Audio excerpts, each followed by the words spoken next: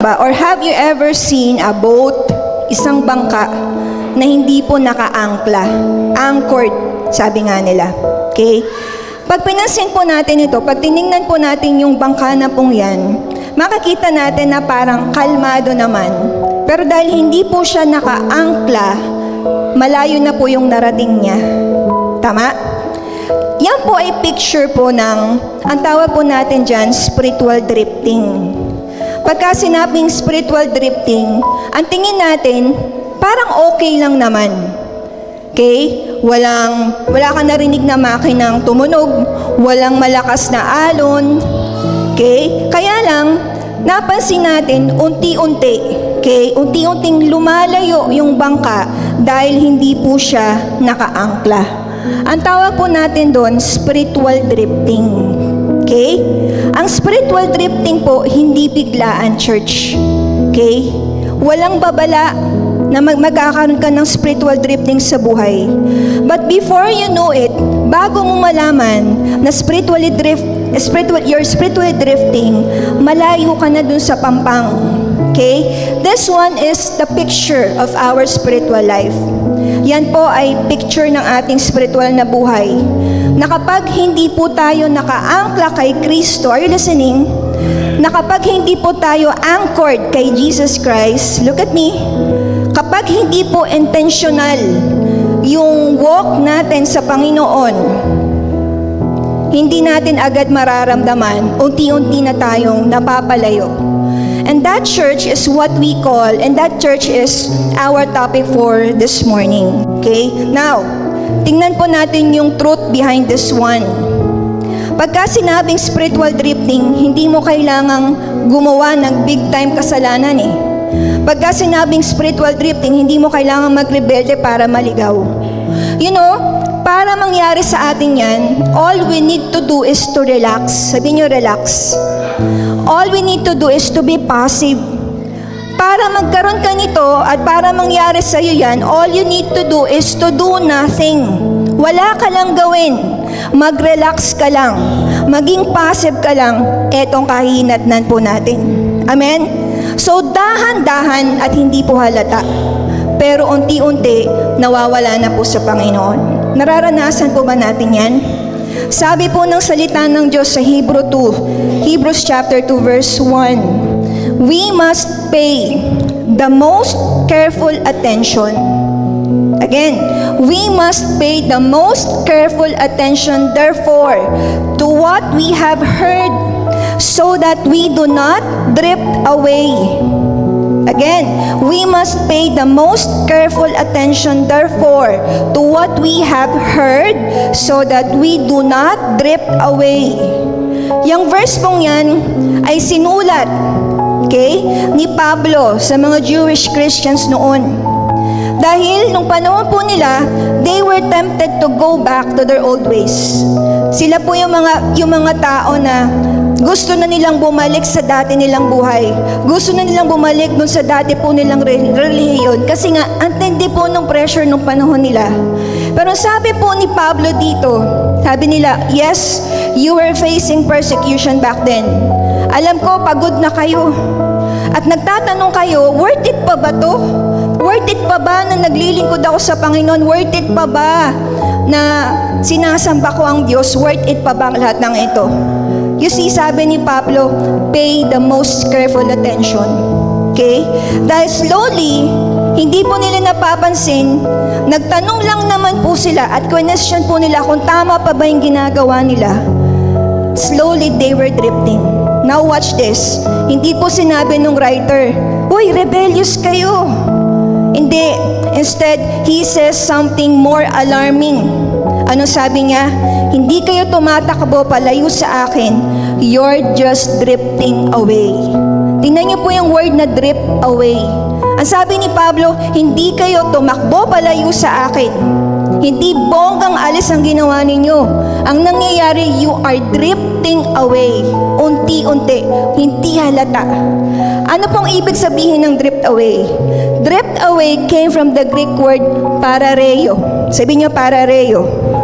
Na ang meaning po is to slip away silently. Let's show the meaning. Anong meaning nito? Next slide. To sleep silently. To float by unnoticed.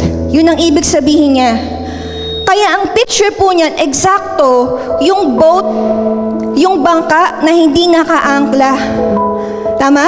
Hindi umaandar, pero lumalayo.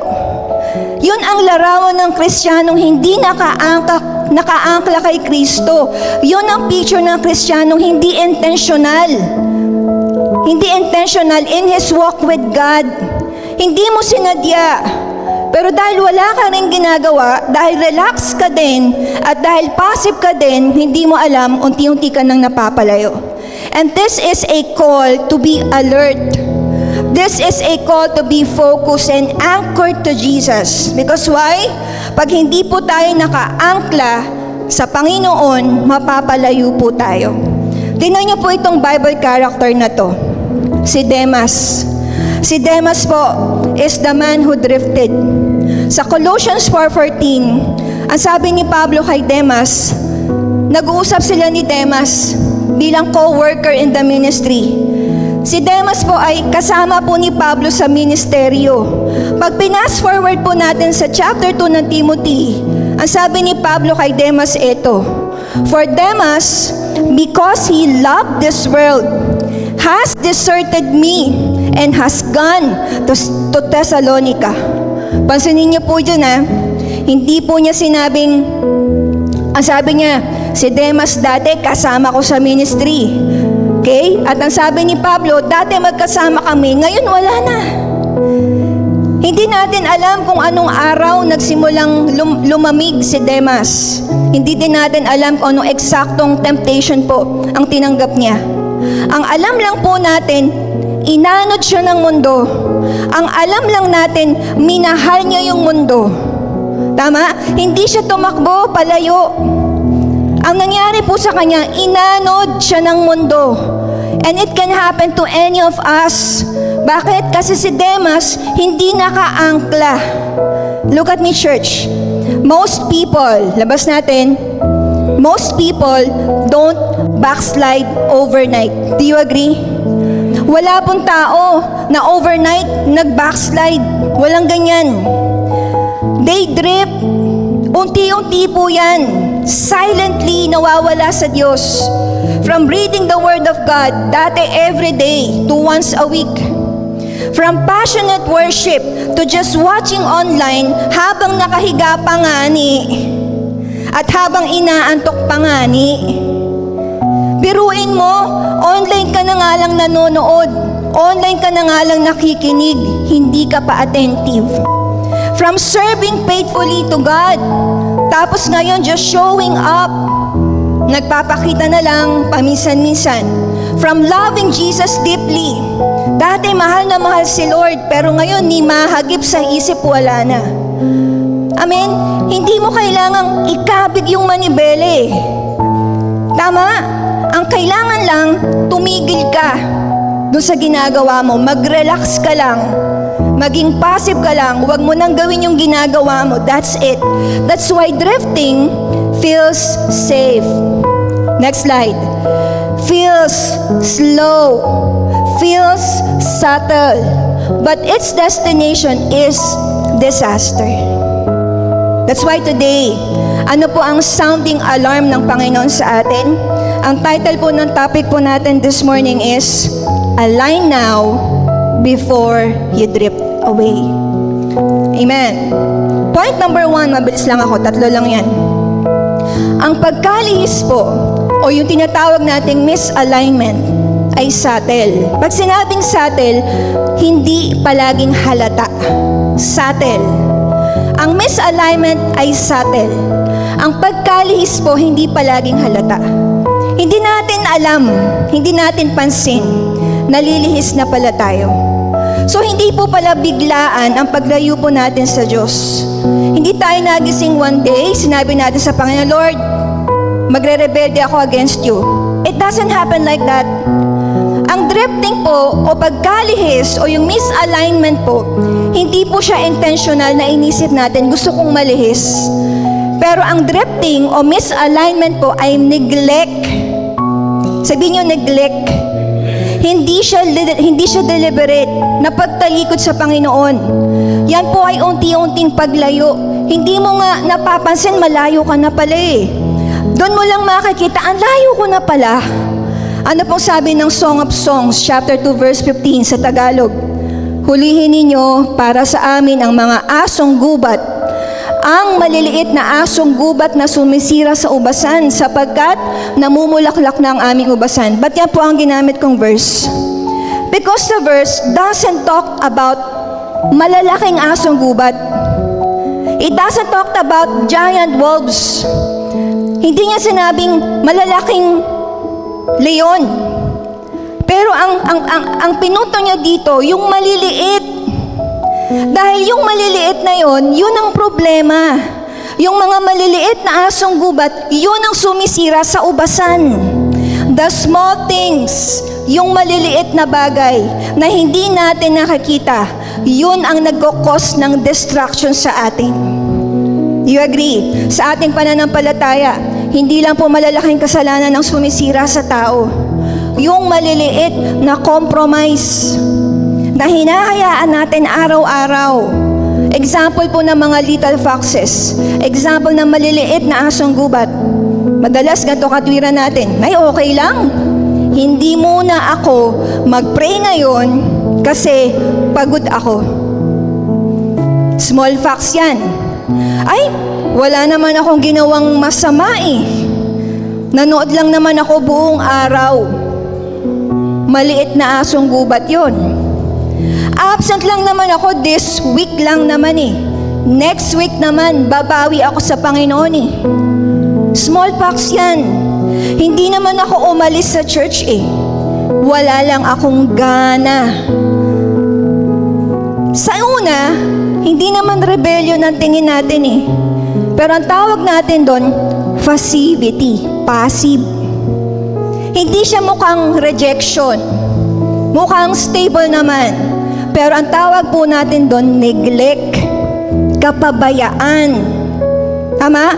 And before you know it, yung apoy mo, wala na. Kasi pinayagan yung small foxes eh. Pinayagan yung mga maliliit na asong gubat. Yung maliliit na bagay. Hindi mo alam, yung apoy mo, wala na. Yung hunger mo, wala ka ng gana sa salita ng Diyos. At yung spirito mo, mahina na. Tama? Say amen. Example po, sa Bible si Samson. Amen? Tingnan niyo po yung mama na yan. Si Samson po, she is called chosen. He is called. He is chosen. And he is empowered by God. Pansinin po ninyo hindi po nahulog yan overnight. He didn't fall in one night. Hindi po. Ang nangyari po kay Samson, he drifted little by little by little. Paano po nangyari? Una, ang ginawa ni Samson, he touched what was unclean. Humawak ng bagay na marumi. Okay? He went where he shouldn't go. Humawak sa marumi, lumakad sa hindi dapat lakaran. Tapos, entertain si Delilah. Sabi niyo, Delilah. And he ignored every warning from God. Yan ang ginawa niya. Ang akala po ni Samson, pwede siyang maglaro sa kasalanan. Akala niya, lalaruin ko lang naman malakas pa rin ako. He thought he could play with sin and still be strong. Laro lang, malakas pa rin to. Tibay. Di, nilalaro ko lang. Eme lang. Eme mo mukha mo. Diba? He thought God's presence would always be with him. Hindi. Si Lord kasama ko pa rin. But one day, isang araw, after repeatedly ignoring the warnings, anong ginawa ni Delilah? Delilah cut his hair. Delilah cut his hair. And then, yung mga Philistine, inatake siya. Tingnan niyo po ito. Judges 16:20. But he did not know that the Lord that the Lord had. Alam mo, nakakatakot na verse yan. One of the scariest verses po in the entire Bible na nabasa ko. Hindi niya alam, wala na ang Diyos sa kanya. Nakakatakot. Yung feeling mo, kasama mo pa si Lord. Pero pag nabasa mo yan, si Samson hindi niya alam. Hindi na niya alam. Akala niya kasama pa. Pero sabi sa verse, he did not know that the Lord had left him. Wala pang mas nakakatakot dyan. Tama? Wala nang mas nakakatakot dito yung dumating yung panahon na akala mo kasama mo pa si Lord. Pero matagal ka na palang dilayasan ng presensya ng Diyos. Yan ang nakakatakot. Say amen.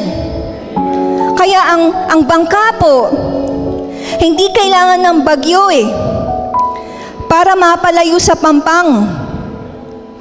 Ang kailangan lang ng bangka para mapalayo sa pampang, huwag iangkla. I-neglect mo lang, mapapalayo na yan. Nakuha niyo po ako? Kasi you may be still on the water. You may still look like a Christian. You may still attend Sunday service. You may still what? Lift your hands and worship. But if you're no longer anchored to God, you're already drifting. Pwede nga tingin natin, Pastora, nandun pa rin naman ako sa church. Natataas pa rin ako ng kamay. Andito pa rin naman ako Kaya lang hindi anchored kay Kristo. Amen? Pwedeng kumakanta ka pa rin sa stage, pero yung kaluluwa mo, dry. Pwedeng nagsiserve pa rin sa ministry, pero yung intimacy, wala na. Pwede rin nagpipreach pa rin, pero walang presence ni Lord. Kaya nakakatakot po yung verse na yan. Kasi madalas, hindi natin napapansin. Wala na ang presence ng Diyos. Say amen. Say amen. Let's pause for a while. Am I still burning for God? Or am I just busy for Him? Nag-aapoy pa ba ako sa Panginoon? Am I still hearing His voice? Naririnig ko pa rin ba si God? O inuulit-ulit ko lang yung mga sermos na napapakinggan ko, inuulit-ulit ko lang yung mga kantang kinakanta ko, pero wala nang dating sa akin. Am I aligned? Naka-aligned pa ba ako? O napapalayo na ako sa Panginoon? Slowly but surely. Say amen. Anong sagot? Refocus now. Lagay natin. Refocus. The first step to alignment is awareness. Bakit natin sinasabi yan, church? Kasi hindi natin mapapansin, malayo na tayo sa Lord We may be claiming, Pastora, as long as nag-show up ako, align ako sa Panginoon. No, hindi ganun yan. Amen? Refocus now. And the first step, para makalaya, is una, maging aware ka muna. Maging aware muna tayo before we can be revived. We must first admit. And let's say, Lord, I've drifted. Lord, napalayo ako. Not in action, but in attention. Not in rebellion, but in relationship. Kaya ngayon pa lang, habang maaga pa, at habang may panahon pa, align now before you drift far.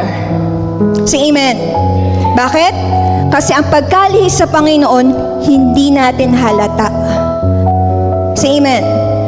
Ang pagkalihis sa Panginoon, ang misalignment is subtle. Ang pagkalihis, hindi natin kailanman mahahalata. Say amen. Number 2, 3 lang. Ang Diyos ay nagpapadala ng mga babala. Misalignment is subtle, but don't worry. God is sending warnings. Ang Diyos po natin ay nagpapadala ng mga babala. Ganon tayo kamahal ni Lord Ano sabi ng Amos 4:6-11? Ngunit, hindi pa rin kayo bumalik sa akin. You see, sa passage pong yan, ang kausap po ng Panginoon ay ang bayang Israel. God is confronting Israel. He is not talking to unbelievers. Ang kausap po niya, His own people. Yung mga tao na pinili niya, yung mga taong minahal niya at prinotektahan po niya. Kaya lang itong mga taong ito napalayo sa Kanya. So anong ginawa ng Panginoon? Pinayagan ng Diyos yung mga painful na situations, hindi para i-destroy po sila, kundi para gisingin po sila. Amen? Anong ginawa ni Lord? Sa Amos, He allowed famine. Pinakita ng Diyos na yung physical bread, walang kwenta kung walang spiritual nourishment. Pinayagan ng Diyos yung drought, tagtuyot, para ipakita sa kanila na kung wala living water, yung kalon nila mananatiling tuyot. Pinayagan ng Diyos ang pestilence, ang sickness, para ipakita sa kanila yung security, wala sa health. Pinayagan ng tragedy, ang loss, para yanagin po sila dahil spiritually complacent na po sila. Pero after all painful moment, pestilence, tragedy, loss, drought, famine, grabe ang Israel. Inalaw ni Lord mangyari lahat yon. Ang ending, eto pa rin. Yan ang ending. Sabi ni Lord, olats kayo.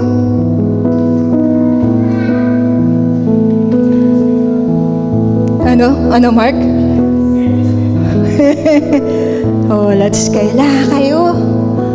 Hindi pa rin kayo bumalik sa akin. Sabi ni Lord, yet you did not return to me. Yes, pinayagan ko yung mga painful situations para gisingin kayo. Hindi para sirain kayo.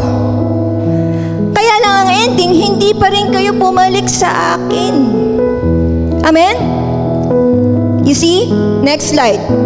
God's heart is not to punish, but to pursue. Sometimes iniisip natin, Lord, bakit mo hinayaan na mangyari sa amin ito? Bakit mo pinayagan na maranasan namin itong mga bagay na yan? But maybe the better question is, Lord, anong sinasabi mo sa akin sa pamamagitan nito? Amen? Kapag ka ba yung mga bagay sa buhay natin nagbabaksa ka na? Amen? Anong ibig sabihin nun? God is not pushing us away, but He is pulling us back. Tama? Hebrew 12:6. Ano yung verse? Sapagkat dinidisiplina ng Panginoon ang mga iniibig niya at pinaparusahan ang bawat tinatanggap niya bilang anak. Pag mahal mo, didisiplinahin mo? Yes. Ganun po kasi ang dealing ng Diyos sa atin. Bakit niya pinapayagan yung mga painful situations sa buhay natin? Parte ng pagdidisiplina. Parte ng pagtutuwid. Bakit? Ang dealing ng Diyos sa atin, anak. Nakuha niyo po? Kaya ang puso ng Diyos hindi para parusahan ka. Ang puso ng Diyos hindi para pahirapan ka. Ang gusto ng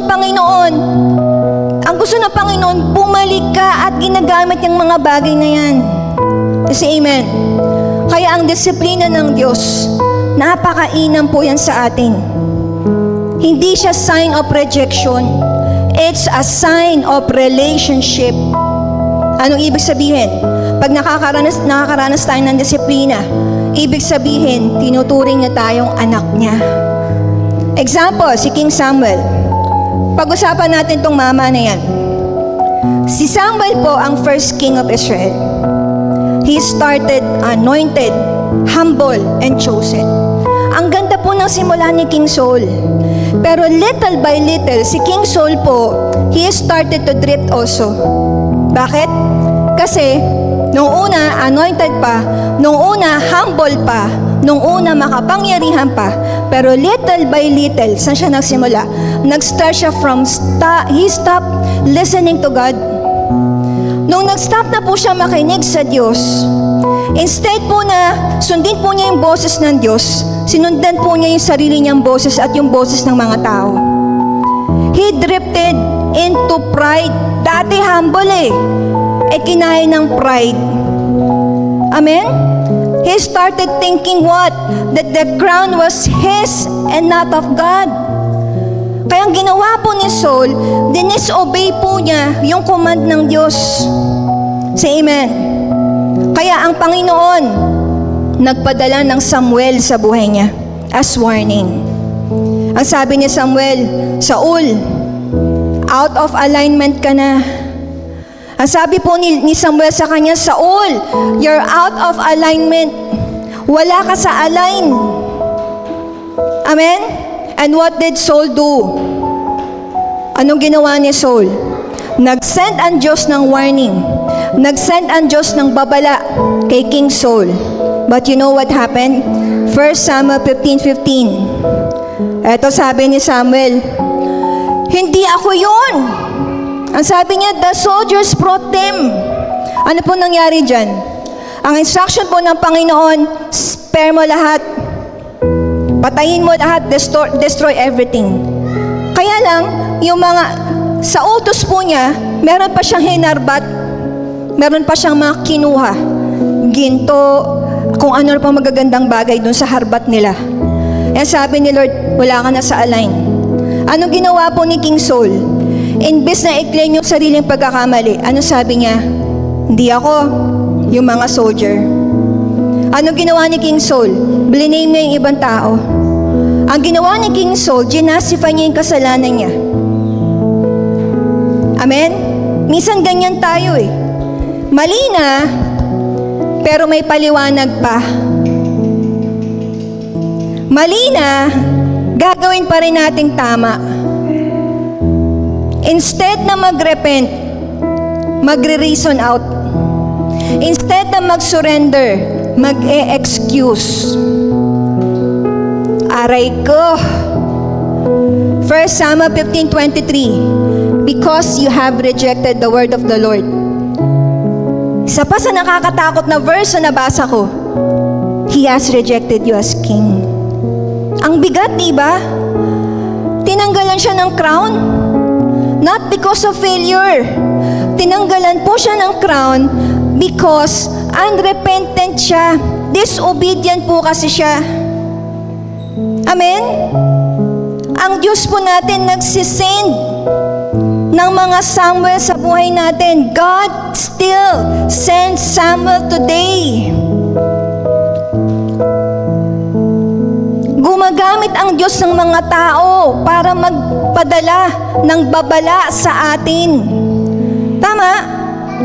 Sometimes, God sends a Samuel in your life. Pwedeng isang leader who corrects you. Sometimes, a friend, tatawagan ka para ipaalala sa'yo, mahal ka ng Diyos. Sometimes, isang sermon na sobrang tatamaan ka sa puso. God still sends Samuel. Nagpapadala pa rin po siya ng mga Samuel sa buhay natin. Pero imbes na makinig tayo, nagre-react tayo. Pag may nag-correct sa atin, judger ka naman, hinusgahan mo naman ako agad. Pag na-correct ka, hinuhusgahan ka kaagad. Pag na-correct tayo, kilala mo ba ako? Alam mo ba lahat na nangyari sa buhay ko? Hindi mo naman ako kilala Pag na-correct tayo, sabihin natin, ikaw nga, ganito ka Amen? But the truth is, no matter who delivers it, kahit sino pa mag-send ng warning sa atin, ang Diyos natin, mahal tayo. He's still sending Samuel in our life. Kaya don't defend your drifting. Dinidefend natin yung disobedience natin. Pag dinefend mo yung disobedience mo, dinedelay mo yung deliverance. Kagaya ni King Saul, natuto siyang magsisi, magpakumbaba. Kung natuto sana siya nun, agad-agad, baka naging iba yung kwento ng wakas niya. Kasi naging matigas ang puso Nanatiling matigas ang puso, tinanggalan ng corona. Let me say this with love. Don't let your crown be removed because you refuse to realign. Look at this. Realign before God has to remove something. God may remove things not to punish you. May mga aalisin ng Diyos sa atin. At gagawin niya yun para i-realign tayo. God may remove some things not to punish us, but He is trying to realign our focus. He is trying to realign our faith and our future. At maybe ang ginagawa ng Panginoon, inuuyog ka dun sa comfort zone mo. Kasi baka nagtitiwala ka na lang dun sa blessing more than the blesser. Are you here?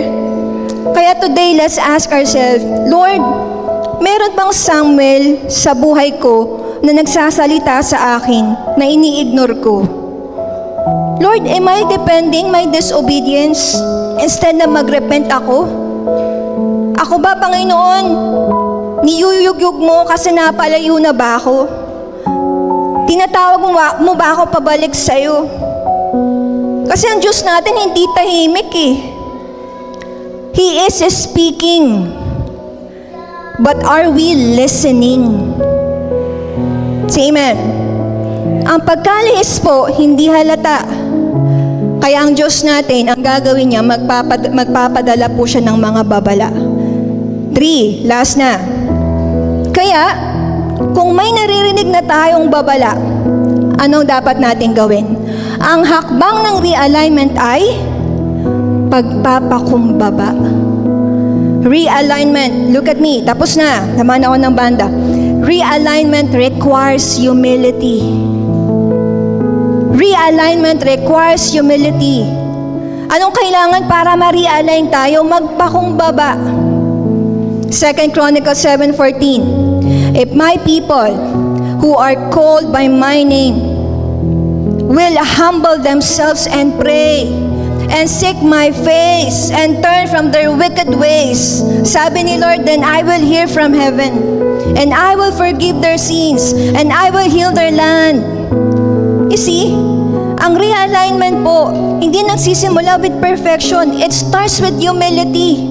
Saan nagsisimula? Sa pagpapakumbaba. Hindi naman naghahanap ang Diyos ng mga perfect na tao Ang hinahanap ng Panginoon yung mga humble na mga tao. He is looking for humble ones.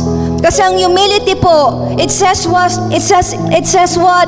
Lord, mali ako. Lord, napalayo ako. Lord, bring me back.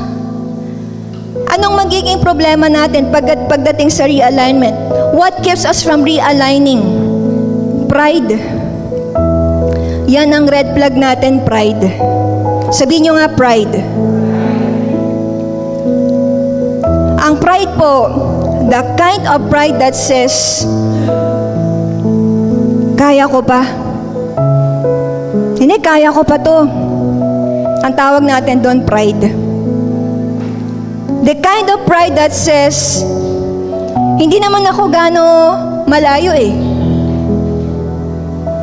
Hindi naman masyadong malayo, pastora. Ang tawag natin doon, pride.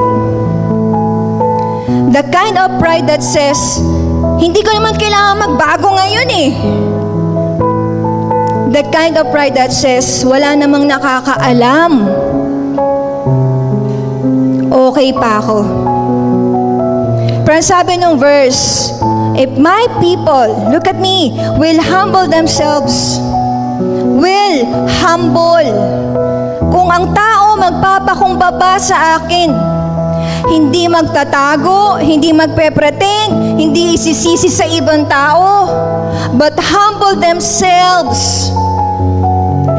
If we will kneel in humility, kung tayo daw po ay luluhod ng may pagpapakumbaba, Anong gagawin ng Diyos? Diringgin niya tayo mula sa langit. Amen? Example po yung prodigal son. You know, yung prodigal son, he was so blessed. Pag inalala natin yung kwento niya, blessed siya. Pero nung ginawa niya, but he left. He had home, but he wanted more. He had a father, but he chose freedom. Ano nangyari sa kanya? He drifted far. Nagpakalayo-layo. Nagpakalayo-layo sa ama. He took the inheritance and ran. Nung may pera na, tumakbo palayo. And he lived widely. He spent everything on pleasure. Nung wala na siyang pera, and when the money ran out, yung so-called friends niya, wala na din. Pag wala ka ng pera, wala ka na rin kaibigan. Saan siya nauwi? Kulungan ng baboy. Madumi, gutom, nakalimutan. Anong turning point ni prodigal son? Luke 15:17. When he came to his senses, he woke up. Nagising siya. And then, he looked at where he was. Nung magising siya, nakita niya yung sarili niya. Tiningnan niya kung nasaan siya ngayon. Siguro sabi niya sa sarili niya, ba't ba ako nandito? Hindi ganito yung dati kong tinitiran eh. Pero na-realize niya, there's still a father waiting for him. Anong ginawa ng prodigal son? He humbled himself. Hindi niya sinabi, babalik ako. Ididiman ko yung lugar ko. Anak ako eh. Meron pa rin akong place doon. He humbled himself. Hindi niya sinabing, babalik ako. Magpapaliwanag lang ako kung ano nangyari sa akin. Hindi niya sinabing, babalik ako. I-blame ko sa ibang tao yung nangyari sa akin. Sila kasi. Walang ganun. Parang sabi niya, merong tatay na naghihintay sa akin. At sasabihin ko sa kanya pag nagharap kami, Tay, nagkamali ako sa'yo. Patawarin mo ko. Yun yung paulit-ulit po. Yun yung paulit-ulit niyang kinakabisado. Na pag nagkita kami ng tatay ko, isa lang ang sasabihin ko, Pa, patawarin mo ko. Tay, patawarin mo ko. Lord, patawarin mo ko. Hindi siya nagkabisado ng kahit ano. He came to his senses. At ito lang ang gusto niyang sabihin, I have sinned against you. I have sinned against heaven. I have sinned against you. Sa'yo ko nagkamali. Sa'yo ako nagkulang. Sa'yo ako nakasakit. Nasaktan kita.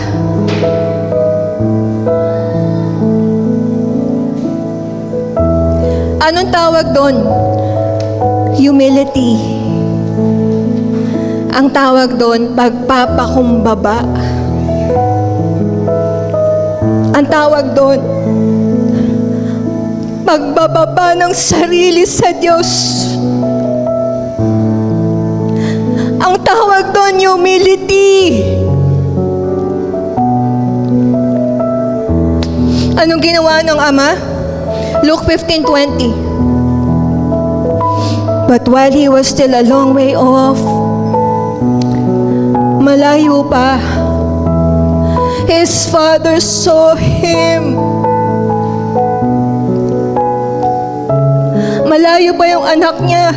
Alam niya yung figura. Malayo pa lang yung anak niya. Alam ko, anak ko yun. Luray-luray yung damit kahit ano pang suot niyan. Alam niya, anak ko yun. His father saw him and was filled with compassion for him. He ran to his son. tumatakbo. Siguro yung anak, hindi niya rin alam yung gagawin niya. Kasi na-expect niya, susuntukin ako nito eh. Pero pagdating sa kanya, mahigpit na yakap ang binigay ng kanyang ama. He ran to his son. Anong ginawa ng tatay? Hindi siya pinahiya. Hindi siya nilecturan. Hindi siya tinulak. Hindi siya minura. Anong ginawa ng anak? Niyakap. Niyakap. Broken son. Dirty. Ashamed, unworthy. Pero nung nakita siya ng ama, he ran. Hindi siya tumakbo palayo sa kanyang anak, but he ran towards him. Labas nga natin. Hindi issue, church, kung gaano kalayo ang nalakbay mo. Ang Diyos hindi po naghihintay ng explanation. God isn't asking for explanation. God isn't asking for, sige, magpaliwanag ka, bakit nagkaganyan ka? Wala, hindi naghihintay ng gano'n ng Diyos. Ang hinihintay ng Diyos, humility. He is asking for humility. Kaya hindi issue kung gaano kalayo yung nilakbay mo, palayo. Ang tanong, babalik ka ba? Ang tanong, gusto mo bang bumalik sa Diyos? Amen? Kasi kung gusto mo, magpapakumbaba ka.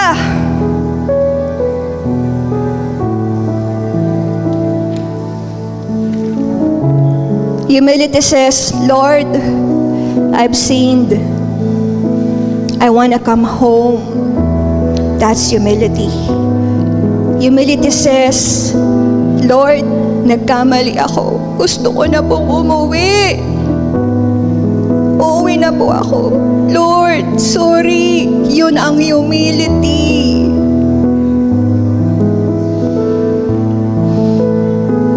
Pag nakita ng Panginoon sa atin yun, the Father will run to us. Kahit nasan ka nakatayo, yayakapin ka ng Panginoon. And He will say, Nak, welcome home. Sasabihin niya, you're still mine. Tatawagin kang anak. Nak, I've been waiting for you. Let's realign. Say amen. Tapos na po ako. Ang misalignment settled, church. Ang pagkalis sa Panginoon, hindi nyo mapapansin, hindi nyo mahalata. But God will send warning. Magpapadala ang Diyos ng mga Samuel sa buhay natin para ipaalala na na-misalign tayo. Pero ang tanging gusto lang ng Panginoon, Nak, hindi ko kailangan ng explanation. Ang kailangan ko lang humility. So ngayon, wala tayong gagawin. Hindi mo justify yung sarili mo. Hindi ka magre-reason out. Humility lang. And humility says, Lord, I'm sorry. Nagkamali ako. Madali bang gawin yon? Madali. Humility. Tatayo po tayo lahat.